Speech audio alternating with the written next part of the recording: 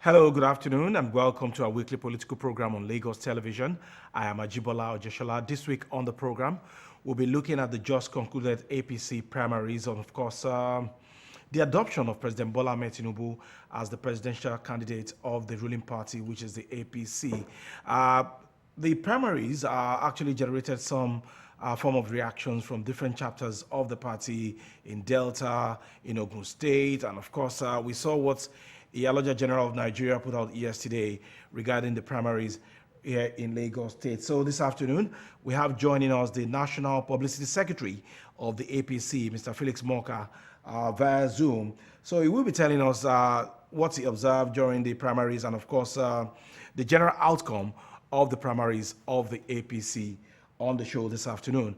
Good afternoon, sir. It's a pleasure to have you. Yes, good afternoon. All right. Congratulations on the success of your party's primaries. Thank you. Thank you very much. All right. Well, you would agree with me that it was not totally perfect, as we have seen crisis brewing in some chapters of your party.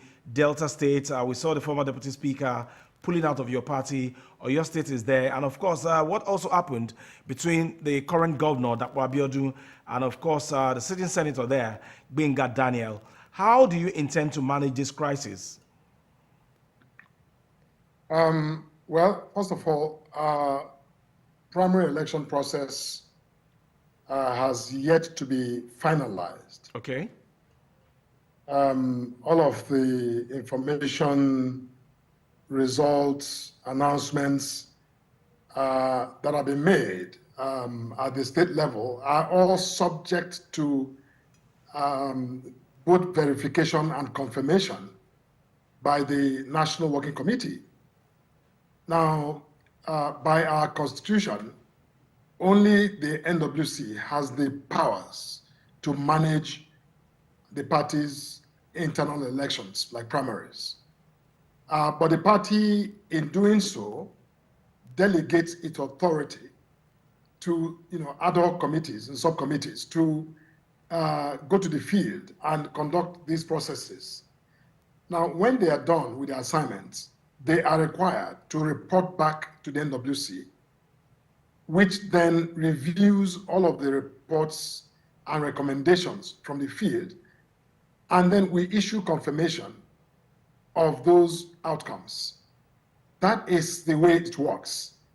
Part of the confusion that you are alluding to is that, announcements are made in the field, people are dissatisfied, even before the appeal committees have had a chance to review those cases, people are dissatisfied and they begin to express themselves, speak about it, complain and, go to the media and create this environment that looks like something is really wrong, whereas the system itself has not, been exhausted. The internal mechanisms have yet to be exhausted. For example, some of the cases you're hearing have not even been addressed by the appeal committees or were never submitted to the appeal committees.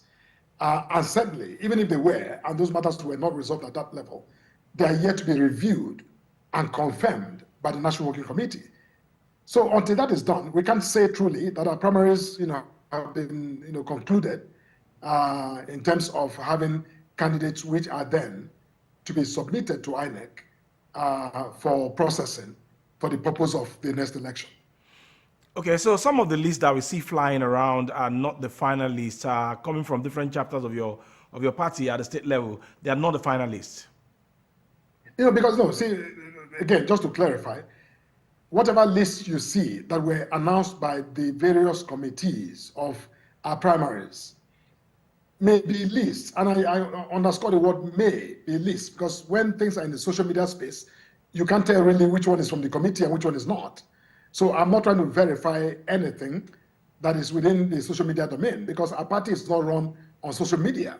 We have, processes that are solid, that are well established, that, follow process. So my point is that whatever lists the legitimate committees of the party have generated from the field, have been submitted to the National Working Committee, which will then sit to review all of those information and then confirm, the list which becomes the list to be submitted to INEC for the purpose of, identifying the candidates of the party across the board, from the State Assembly to governorship to the National Assembly. All of that will be verified by the National Working Committee of the party. So my point is that I wouldn't take anything on social media on its face value. I would just, wait until the NWC has published the list of its candidate for the party for all of those positions. Okay, in some states, we saw the adoption of consensus, and in some other parts of the country, we also saw that the direct primary approach was used. But then we saw videos online wherein some members of your party were counting from 1 to 200, from 200 to 5,000. What do you say to that? Well, did you personally verify those videos? There was a particular video that I saw. Did LTV, no, hang on a second. Did LTV shoot those videos themselves, or you are referring to things you reviewed on social media? Not on social media. I saw it on a TV station where the deputy speaker of the Green Chamber stood in front, and we had some members of your party lined up behind him. And the counting for me was magical. No, no, you haven't answered my question. Did LTV produce those footage? I saw it on the national TV. National TV doesn't say anything. I'm saying, because the national TV that you saw it on, you don't know where they got it from. Look, listen, I am not, able to, I'm not seeing those clips, and I'm not able to verify all that. But whatever be the case, we had primaries on a scale that is, I believe, completely incomparable to what other political parties have had in this primary season. So, I have not suggested, and nobody's suggesting, that our primaries were, perfect. They are not. And they were not expected to be perfect. They cannot be perfect. So if there are glitches, here and there, then, they are isolated glitches that can be discussed if proper information is presented. But absent that, I am not, I'm not shifting from my position, which I've expressed already, that our primaries were in substantial compliance with established protocols, standards, guidelines, and the electoral laws of Nigeria. Okay, President Bola Ahmed Tinubu will be the candidate of the party come 2027 presidential election. And of course, for his own primary, we saw that he gathered about over 10 million, if not 11 million votes. And the publicity secretary of the ADC said that those figures were concocted and that they were not real. What do you have to say to that? Well, I don't know why you're making me respond to my friend Bolaji Abdullahi. Bolaji should be busy, just like I am busy managing my party's business. Bolaji should be busy managing the mess going on with his own primaries in the ADC. They couldn't even announce the results before some of their own aspirants pulled out of that whole charade because of their own allegations that everything they've done was shoddy and less than fair. So I would comment for the purpose of our viewers, not because I'm trying to respond to my good friend Bolaji. Look, let me just say that it was in January of 2026 that the APC conducted its digital membership registration exercise, just a few months ago, where we registered our members who, one of the requirements of which was the possession of the NIN, which, in which we linked our database, our membership database, to, NIMSI for the purpose of verifying the NIN of every single member who came forward to register for the APC. And the only reason we registered about 12.6 or 12.9 million before the deadline for submission of register to INEC was because we were relying on the NIN. And as you know, not all Nigerians who are eligible to be members of political party are in possession or have perfected their NIN, registration. So many were constrained and couldn't register. If we registered the way ADC and Labour Party and the PDP registered, we would probably have nearly 30, 40 million members, but we didn't. Now, because we decided to make sure that the numbers we have are real Nigerians who are verified by an independent agency like NIMSI. So the point I'm making is that these people who trooped out to vote in our primaries are people who were recently just registered. Real people, as I've said. Now, many of them are members of, subscribe to membership of our party for the first time. So you can imagine that when primaries came a few months down the road, this was, for some of them, the first activity they're participating, as members of the party. And they came out in their numbers to participate. So what is so shocking that, that number, that we turned out the number we did for the presidential primaries, for example, just about 5 months or even 4 months after we, registered 12 million people. I mean, were they supposed to have left the country and traveled to Mongolia? Were they supposed to be somewhere where they were unreachable? They came out to vote, and they voted. And they are very, pleased with the numbers that we experienced. So all of those suggestions that the numbers were, it just, Balaji and the others are just, they know that they can't compete and they can measure up. So they're saying these things to banalize what is clearly the energy and the enthusiasm within the APC party base. Okay, so does that figure give you the confidence that the number of votes that Mr. President got in 2023 will be more than what he will get in 2027?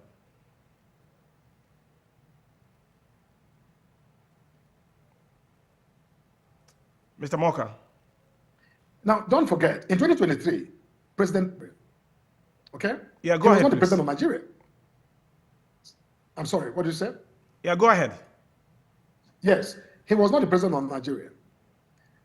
In 2027, or rather in 2026, he is the president of Nigeria. And will be the president of Nigeria in 2027. Now, whatever number he got in 2023, when he was not even the president, I mean, are we suggesting that he's supposed to get the same number or less than what he got after 4 years of being president? You see, this president has done an outstanding job. He has taken Nigeria from the brink and repositioned Nigeria for growth and prosperity. The economy is doing far better today than it did when he took over. He met $3 billion in our foreign reserve. He's taking it now to nearly 50 billion.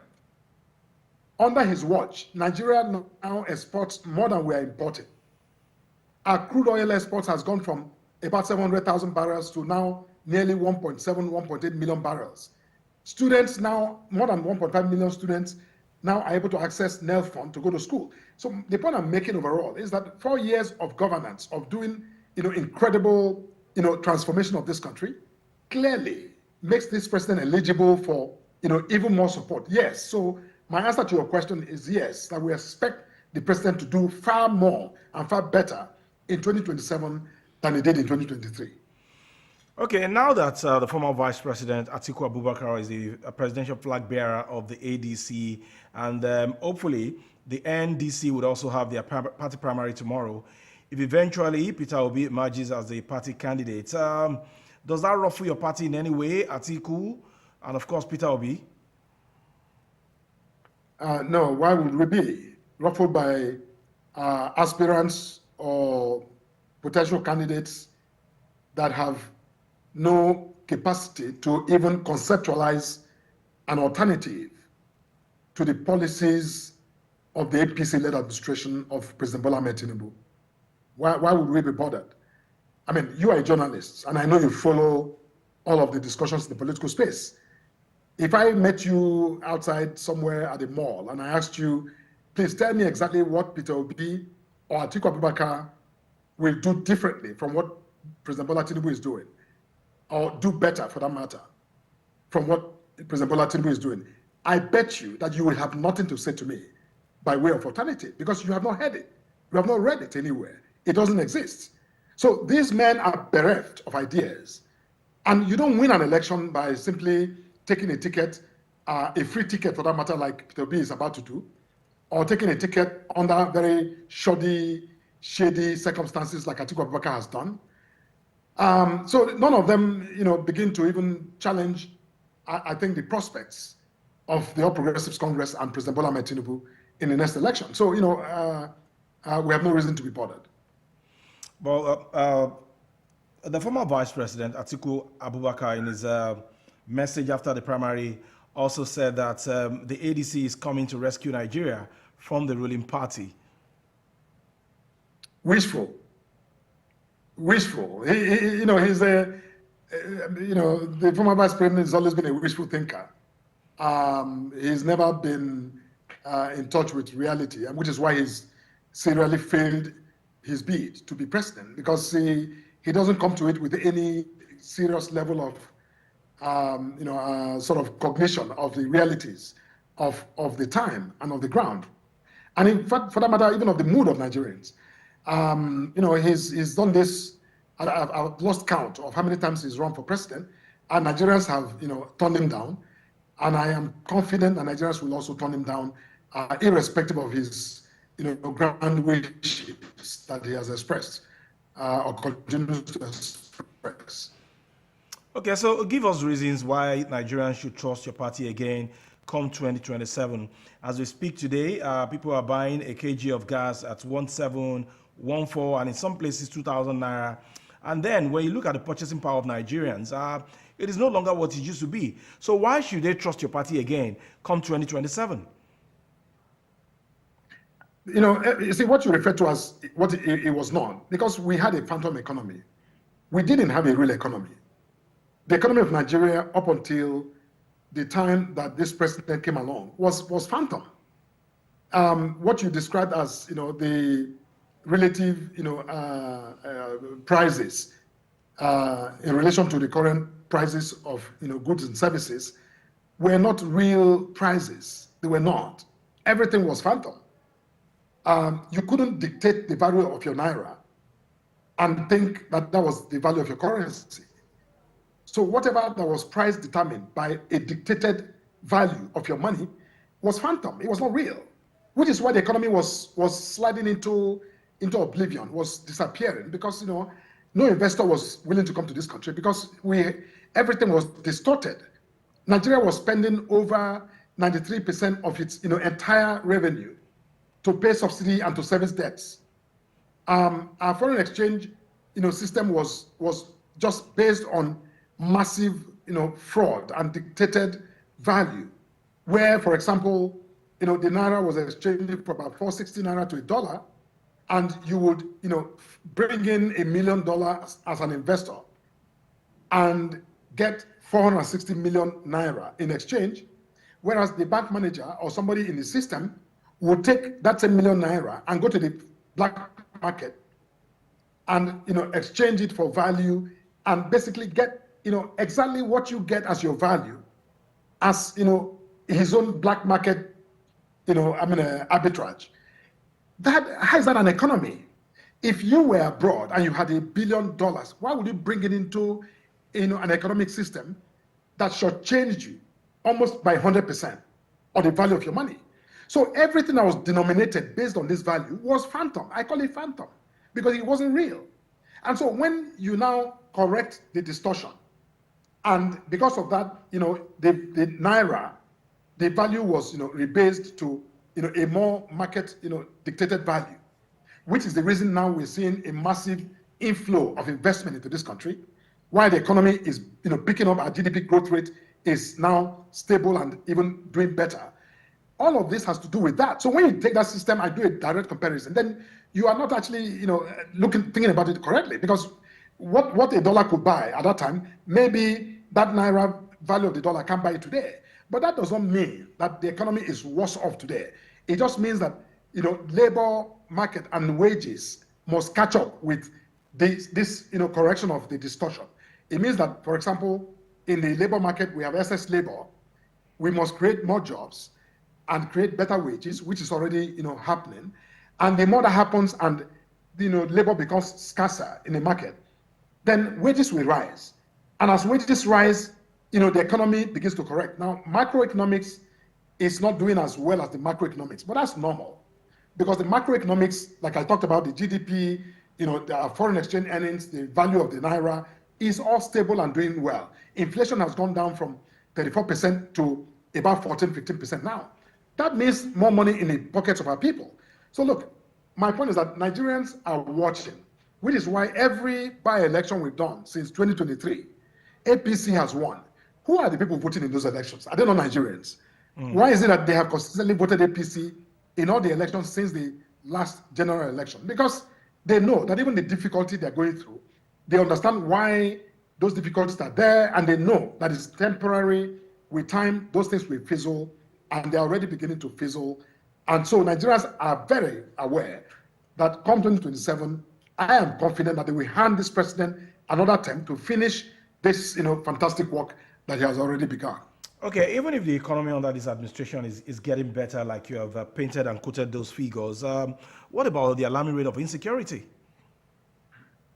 Look, insecurity is a challenge to our country, like it is to many countries. And, every time, personally, I hear of incidents where either, citizens are abducted or someone is killed. I mean, it's heart-wrenching. It's devastating. And the president, even when he accepted his, nomination as candidate of the APC, during the last, event we had, the president was very clear that he is not accepting the state of insecurity as it is, but that he's doubling down on his determination to end insecurity or to contain it to the degree where it's no longer a threat to our people. So I think that this president is, helping to finance the, security forces better than any other president has done.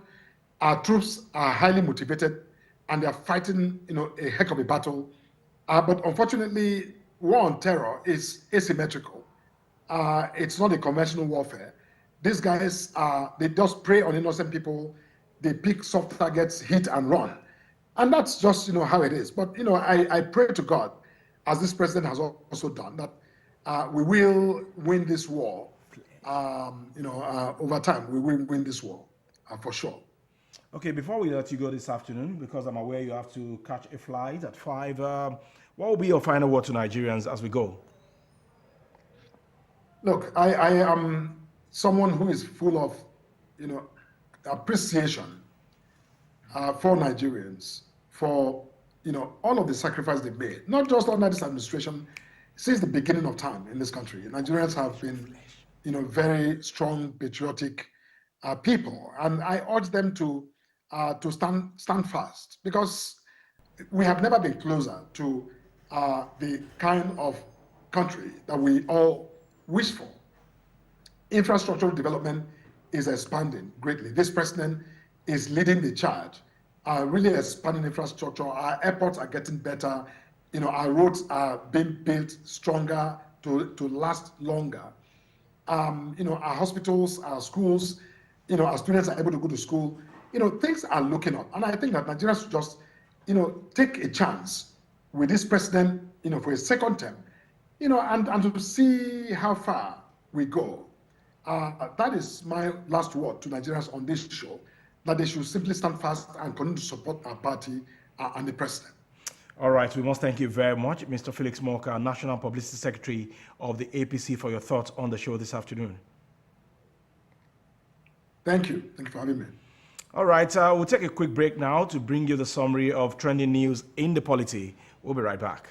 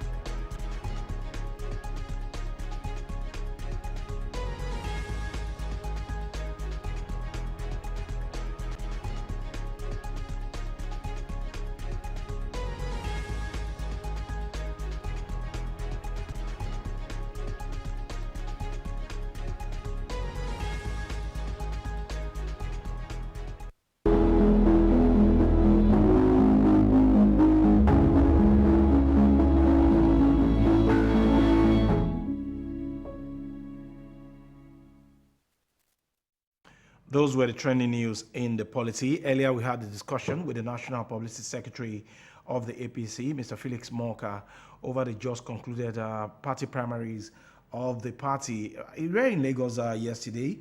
The Yaloja General of Nigeria, Folashade Tinubu, has also threatened to lead a protest over the newly released results of Lagos All Progressive Congress party primary.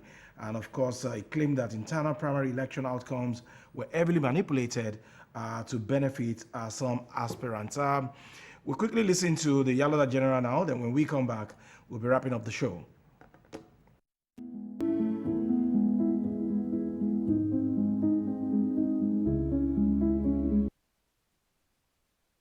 That was Yaloda General of Nigeria, Folashade Tinubu yesterday addressing newsmen and, of course, raising some allegations over the just concluded party primary right here in Lagos State. She also warned that unresolved differences could completely derail party cohesion ahead of 2027 general elections. Hopefully, the APC will be able to put its house in order before the next general election in 2027. We'll be wrapping up the show this afternoon with some soundbite from the just concluded presidential primary of the APC. I am Ajibola Ojeshola. We'll see you at 3 p.m. next Thursday. Bye for now.